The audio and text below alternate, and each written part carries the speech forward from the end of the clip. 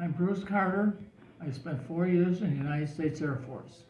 I went in March of '59, came out in April of '63.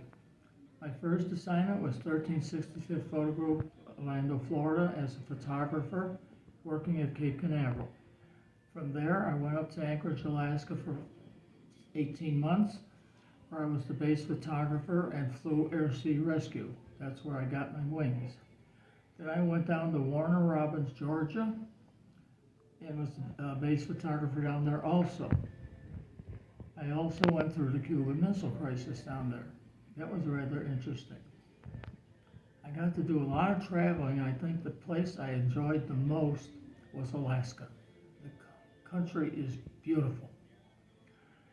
I had 4 uncles that were all U.S. Army, mostly Corps of Engineers.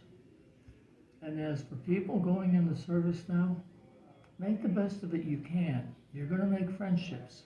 Some will be lifelong, some won't be. But you can make the best of it you can and enjoy. Mel Wiest, and I was in the United States Army Artillery, and I was there from 1956 to 1965. And places I traveled, well, a lot of them weren't so hot, but I always liked going back to Fort Bliss in El Paso, Texas. We always liked that.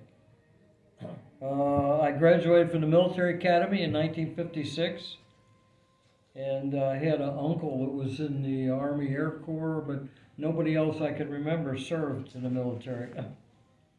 Favorite experiences? Well, I don't know whether all that favorite. I went to paratrooper school, and I went to a lot of other nuclear weapons training and stuff like that. It was all interesting, and it changed every year.